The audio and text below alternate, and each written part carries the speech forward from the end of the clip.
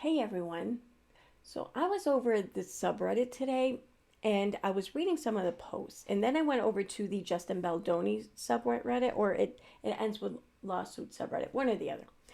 And I saw something. I saw Katie Joy, as usual, contradict herself, but I also saw her unknowingly admit the truth behind a lie. Um, this happens a lot. I know that there's a lot of people in these subreddits who have not really been familiar with Without a Crystal Ball, and they're becoming familiar with her now. But this is textbook, okay? Which y'all have witnessed and seen is textbook, and I'm gonna just point this out for you. So this is a post from Instagram that she made earlier today, and I highlighted in pink the parts I'm gonna read in the parts that I'm pointing out. Um, So this Instagram post is about an insider spills behind the scene war on the set of It Ends With Us. So she says, Part 2 of the insider spills about the feud between Blake Lively and Justin Baldoni. 1. After Blake forced them to sign the 17-point agreement, the crew returned to the set. The reason the set was tense, as described by Blake's forced body double hire, is because everyone was fed up with Blake's threats. Jumping down to number 3, most of the crew and Justin avoided Blake and limited communication with her because they never knew what she would do to twist their words. So here we have Katie saying that there was a bunch of tension on the set because Blake kept threatening people, the cast and crew, and that most of them limited their communications and avoided her because they didn't know how she would twist their words against her. Okay. Well, then going down this list over here, we have her saying, number 9, Blake love bombed the cast and promised them that Taylor Swift would invite them to football games to watch the Chiefs in her box.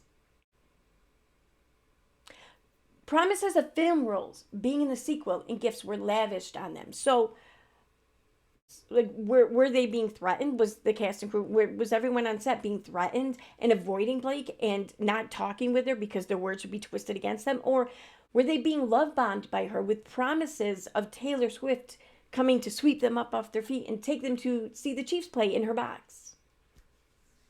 And then given film roles and lavish gifts. Like, which is it? Okay. But here's the thing, though. It's none of these. Well, at least to Katie's knowledge, in my opinion, it's none of these because she doesn't know either. She's just making this shit up as she goes, much like she did with Todd Chrisley, much like she did with Toddy Westbrook and her husband, James Westbrook, much like she's done with many other celebrities and content creators. She just makes shit up about them. And here's the thing, she doesn't care if she's right or wrong. She doesn't care if anyone thinks that she's right or wrong. She just wants enough people to think she's right so that people will engage and tune into her and y'all can fight about it amongst yourselves. That's why she doesn't fact check anything. It's not that she's not capable of it. She's very intelligent. She could do this. But she chooses not to. Let me show you something else. So over on the subreddit, this is the Team Justin Baldoni's subreddit, and this is under the post, Without a Crystal Ball posted, Blake Lively never filed any motion EEOC. I'm not arguing about any of this shit. I don't care. I really don't care. But I'm going to read Without a Crystal Ball in her statements here. And she says, all accurate. The sexual harassment claims are time barred under federal law. Again, all accurate. I spoke to an employment lawyer before making this post. We spent the bulk of the morning going over the requirements, so I'm not posting haphazardly. Then, if she filed with EEOC, Wayfarer would be notified. Thank you. I didn't bring this up out of thin air. An attorney helped me with this. The attorney told me that failure to bring this to the court is grounds for a lawsuit by Wayfarer against Friedman because her case is frivolous. Correct. This is a sanctionable lawsuit. And then scrolling down here, we have her stating this. I've got my sources. And she goes on to explain more of that, but whatever. But I want to just call attention to how she spoke to an attorney. An attorney told her this. She's not posting haphazardly, and she's got her sources. Well, let's look at her sources. Let's look at this attorney of hers, in my opinion. Right here, she's posting her source. She's sourcing her source for people to go and see for themselves. She's posting screenshots to the Justia website. So there's 1, there's 2, There's three. And there's another one down here somewhere too.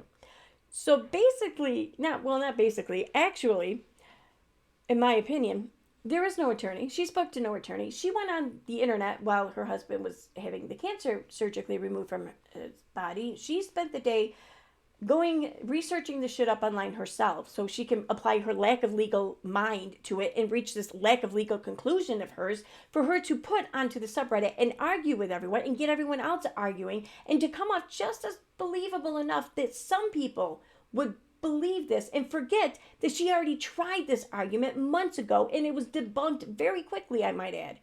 So she's recreating this to probably regenerate and recreate more engagement and more viewership to her channel, in my opinion.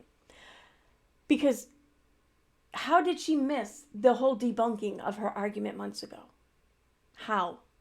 I mean, I get it. No one likes to be proven wrong, you know. You'd think some people would get used to it by now. But nobody likes it, though, nonetheless. Still, I get that. But if you dislike being proven wrong so much, then perhaps make more of an effort to not be wrong all the time. Anyway, on a side note, I want to say that from what Katie had posted, her husband came out of surgery fine, flying colors, and the cancer is gone, and I think that that's awesome, and I wish him the best of luck. So thanks for watching, everyone. Have a great evening.